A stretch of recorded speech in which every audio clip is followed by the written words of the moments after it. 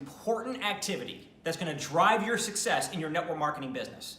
I think it's super important that we spend a few minutes right now talking about what a three-way call actually is, why you do them, why they work, when you do them, and how you do them. So let's start with what? What is a three-way call? A three-way call is when you get an edified third-party expert on the phone with another person, with a prospect or with a team member. So that's what it is. You're getting a third-party expert who's been built up, who's been edified on the phone to do what you can't do yourself. What do I mean by that?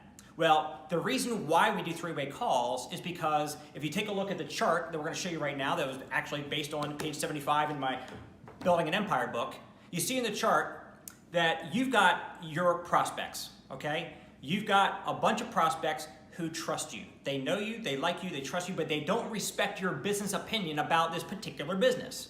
So you've got the trust factor there, okay? But you don't have the respect.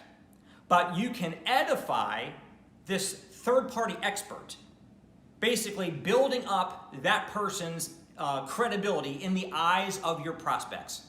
So if you edify this third-party expert, you now have bridged the gap of respect, so now your prospects respect this expert. So when you use edification, you're basically giving credibility or influence to another person to use on your behalf. If you want to have duplication happen in your business, you have to use third party. Because if you make it all about you, if you think you're so smart and you're so slick and talented and you can close people on your own, hey, you might be able to close people on your own. But what I learned years ago, and the reason why I've made millions of dollars in network marketing, is because I learned that you need to do what duplicates, not just what works. If it works, great. It might work for you, but it probably won't work for other people if you do it on your own. But if you use third party, that's what duplicates. So don't do what works, do what duplicates. Third party using three-way calls is what duplicates. So if you take it off of you and put the focus of your prospects on somebody else that you've edified, you've given influence to, they will now be able to use that influence to talk to your prospect, to answer their questions, to share their story, to close them and get them started in the business for you. And guess what they're going to do? They were going to remember when they start talking to their prospects to not make it about them, because that also won't work. They're going to make it about somebody else. They're going to edify you or somebody else to talk to their prospects just like you did with them. See, 90% of the training that happens in network marketing happens when somebody's brought into the business. They're always going to remember, what happened to me? What did they do that got me started? Because obviously it worked to bring them aboard, so they're going to go out there and try to copy that when they're trying to bring other people on board. So a three-way call is getting a third-party expert that's been edified on the phone with your person, okay? The reason why you do it is because duplication only happens when you've got a third-party person who's been edified, who has influence, that can actually work the equation for you. Now, when do you do a three-way call? Well, there's two different times that we're going to talk about right now. There's 5 times that I talk about in my book. But the first one is closing after a prospect's already reviewed a presentation. So let's say you invited your prospect to check out a business meeting or a Zoom meeting or a conference call or watch a video. What you want to do after that is ask them what they liked about what they saw, then edify the third-party expert and get that person on the phone. That's when you do a three-way call, is to close a prospect after they've seen information and they're closable. They can make an informed, educated decision now. Or you might be using it to promote for one of your team members to come to a convention, to attend an event, to get on a conference call. So you're using it for closing, you're also using it for promoting to existing team members. Now let's talk about the how, because the how part is super important. There's 2 different roles that are happening here: the recruiter and then also the third-party expert. So let's start with the recruiter. What is the role of the recruiter in this three-way call process? The first thing a recruiter wants to do is ask the prospects questions to be able to discover problems in their life that your product or your opportunity can solve. I like to say, stop selling, start solving. Stop recruiting, start solving. We don't want to go right into a pitch, trying to pitch our product or pitch our opportunity on our prospects, on people, because that's just going to blow them away. It's going to cause them to go the other direction. Nobody wants to be sold. Nobody wants to be recruited. But if the recruiter can ask a few good questions and be a good listener and figure out what problems in their life that your company or product can solve, now you've got some hot buttons. The next step is share those hot buttons with the expert that you're going to be edifying. Okay? So you ask good questions, you find out what their problems are in their life that you can solve, share those hot buttons with the upline expert before the call happens, right? And then the next step is find out how your expert wants to line up the phone call. Okay, and you want to probably establish this, method of operation, at the beginning of your relationship with your upline expert, so you don't have to do it every single time, reestablish new rules of engagement. But maybe your expert wants you to text them first to make sure they're available, or maybe they want you to make an appointment and say, hey, tomorrow at 2 p.m., can I put this in your calendar? Can you do a 3-way call for me? Or someone might want to just do it on the fly. Hey, just call me and catch me because I'm so busy, I can't make appointments for 3-way calls because sometimes the prospects aren't going to show up. So I don't want to be blocking out time in the calendar, but when you get them on the line, shoot me a text, let me know you got a 3-way call holding, and I'll text you right back, I'm available. So you figure out the rules of engagement with your expert. The next thing you want to do is edify the expert before connecting the call. It's super awkward when my team members call me up and they say, hey, Mr. Carruthers, I've got so-and-so on the phone right now. I wanted to introduce you guys on this conference call so you can share a little bit more insight on the business with them. And then they start going, and by the way, so-and-so, this is Mr. Brian Carruthers. He's done this, he's done this, he's done this, he's done this, and does all this edification while we're all on the phone. Is super awkward. So what you want to do as a recruiter is when you do your follow-up call and the person's checked out the information, you want to ask them what they like best. You want to edify the upline expert by saying something like, hey, look, I'm so glad that you like what you saw in the video. What I want to do real quick is I want to help you make the most informed decision by getting information from the people with the most information possible. I'm actually working with one of the top leaders in the company. He knows how the big money's being made in this business. He knows all the facts. He's down to earth, loves helping people, and he's a lot of fun to work with. If I can get just a couple quick minutes of his time, he's super busy. But I know he would love to talk to you and share with you just a couple of quick minutes with you. If I can let me see if I can grab him real quick. And I don't even really ask for permission. I just say, hold on, let me see if I can grab him real quick. Put him on hold, and you can shoot a text message, or if you've already got told your upline that, hey, look, I'm going to be making a follow-up call. Are you going to be available? If you can be on standby, and then you just dial the expert up. Hey, Mr. Carruthers, I've got so-and-so on the line, watch this video, like the residual income, has 3 kids at home, doesn't have as much time as they want with them, so that's their hot button. I say, fantastic.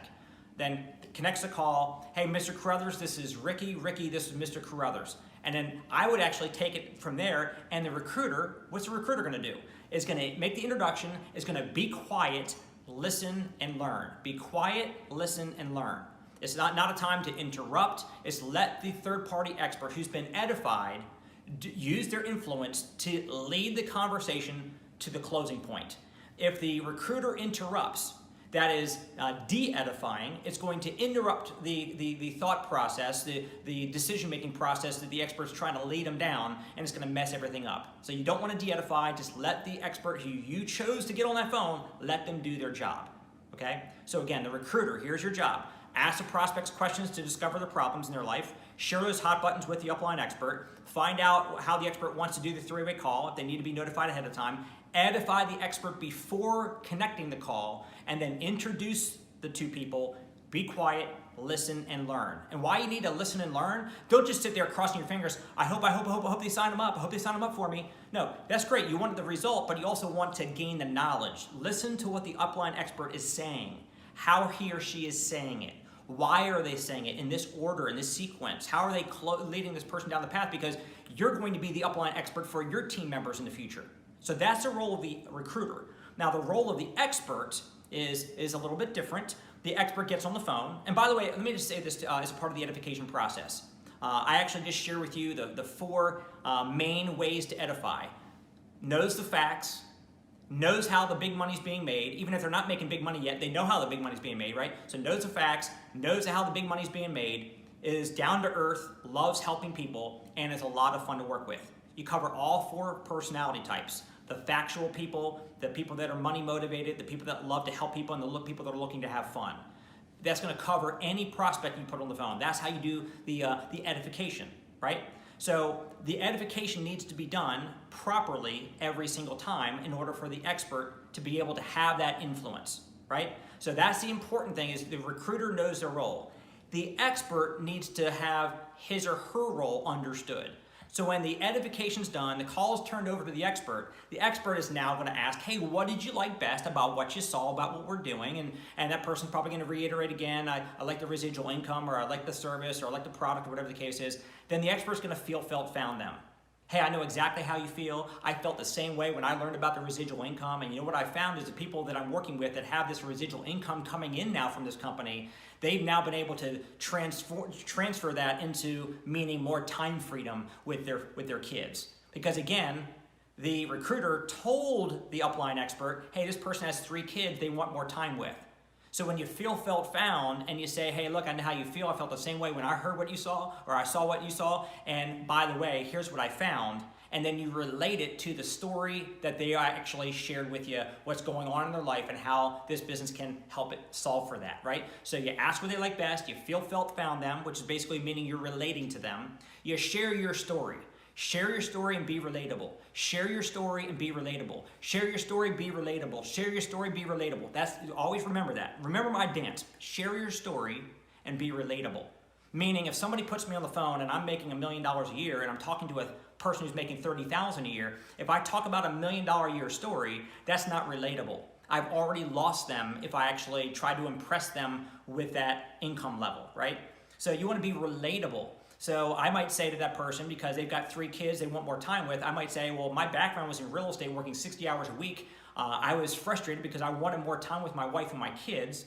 And so when I saw this vehicle, I saw an opportunity to get some extra cash flow coming in residually, passively, that would allow me to cut back on my hours in real estate and spend more time at home with my family. And that's exactly what's happened for me already.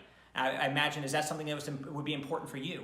And when you put it back to them, I imagine would that be important to you? When they say yes, they are recruiting themselves into your business, right? So you share your story, you be relatable, you paint the vision. Next thing, paint the vision of the company. Whatever your company is, start with the why. What's the why that the company is actually trying to impact the world with? It could be your product, it could be your service, whatever the case is. What is the company mission? The vision of the company. What are they trying to do? And then the next is paint the vision for the prospect's life, right? What is their vision? You can say, hey, look, what's amazing when you align yourself with this company and our mission, in the next 12 to 24 months, can you just picture yourself, having built up a side business where you've got a few $1,000s of extra residual cash flow coming in. Picture yourself now spending much more time with your family members, because that's what we're going to help you to do. So you paint the vision of the company, you paint the vision for the prospect in their life, their vision, right? And then you also explain how quickly they can get into profit mode. Whatever it costs to start the business, you can just share with them how quickly they'll get paid and promoted and get into profit mode, because that is what a lot of people have on their mind. Hey, I got this outlay, I got to pay money. How quick can I get my money back? They need to hear that on that call, okay? And then the most important thing that the upline expert's going to do as they weave this conversation down to this closing point, here's what I say. And I say this every time I do a 3-way call, and here's how it goes. Hey, did you guys already fill out your application? Or is that what you're doing right now? I want to encourage you guys to write that down and use that as your closing line. So if I'm the upline expert, I say this to the prospect. So did you already fill out your application, or is that what you guys are doing right now? It's a binary question. It's either A, yes, they've already filled it out, or B, no, we haven't. That's what we're going to do now. So that's what. So when I do, hey, did you guys already fill out your application, or is that what you guys are doing right now? Usually they say something like, because I already know they didn't. The person who is using me for the 3-way call, the recruiter, already told me he wants me or she wants me to close this person for him. So I already know the answer. I already know that the prospect has not signed up yet. But usually it goes like this. They usually say, well, no, actually we haven't. I guess that's what we're doing now. Perfect. I say, perfect. Okay, I'm excited that you're getting started in this business. I look forward to working with you. And then you edify the recruiter back. The recruiter edified the expert, so now the expert has the influence, has the credibility, all right? So then you use some of that influence to give some of it back to the recruiter, because that's going to be their sponsor. We need that prospect who's now joining the business to have respect for their sponsor, and we can give that back to them. We can finish the call by edifying the recruiter back, saying, "Hey, Ricky, I look forward to working with you in this business. And by the way, so-and-so, is a tremendous asset to our company, is a great upcoming leader. You could not have found a better person to be locking arms with in this business. I'm so excited for you. Between you, him, and me, the three of us, we're going to build a great business with you, together." So, and then you leave them to finish the call, filling out the application.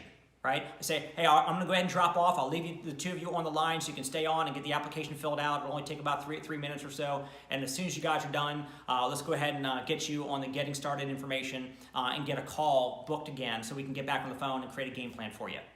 So again, a three-way call, you got two different roles. The recruiter has a role, and then the expert has a role. The recruiter edifies the expert answers the questions, paints a vision, actually asks a closing question, and then re-edifies the recruiter back to give them power to work with that person going forward. That's the power. That's how you do a three-way call. Now, three-way calls, I just want to make sure you understand, they are not a sign of weakness. If you think three-way calling is a sign of weakness because, again, in corporate America, you're supposed to do everything yourself. Here, you have to use three-way calls. You have to take it off of you if you want duplication. If you're finding that your recruits are not duplicating, your recruits are not recruiting, if your team is not growing away from you, it's because duplication is being stopped somewhere. Typically, it's because it's the leader who's making it about himself or herself and not teaching three-way calling. When three-way calls go up in my organization, I know recruiting follows and sales follow. When recruiting goes down, I know that three-way calls are not happening. So it's important that we all understand what this means to our business. This process allows the new recruits to have no fear in starting their recruitment process. I'm going to repeat that. By using this three-way call process, you allow your recruits to get into the no fear zone. They won't fear talking to prospects because in their minds they're thinking, "I don't need to know everything. If I have to know everything first, I'm going to get stuck in the classroom. I'm going to get stuck studying everything about the product and the comp plan and all that, and they're going to get paralysis by analysis." But if you teach them three-way calls and say, "Look, you don't need to know squat. You need to pique people's interest, get them to check out a presentation of a third-party kind, and then get them on the phone with me so I can answer their questions, paint the vision, and close them for you." That is what's going to get them to go out there and get engaged in the activity. And when they recruit people and they use three-way calls to recruit their people, they're going to see the same exact thing. So look, everybody should be brought into the business using a three-way call. And then you do 2 or 3 three-way welcome calls with successful people on the team to anchor them into the business, right? Always use three-way calls to bring them on board, to anchor them, and you can even use three-way calls to get your team members on the phone with somebody who's excited, to encourage them to come to a convention, to get on a conference call, to attend an event. Three-way calls are the most useful activity you're going to find that's going to be the key to duplication and momentum in your business. If you appreciate what I just shared with you, start doing three-way calls immediately. Like, you find some prospects that you've been trying to talk to, get them on the phone with your upline. And then also send a copy of this video to everybody on your team so that they can see how this is supposed to work and they can start using you to do their three-way calls. Let's get duplication and momentum.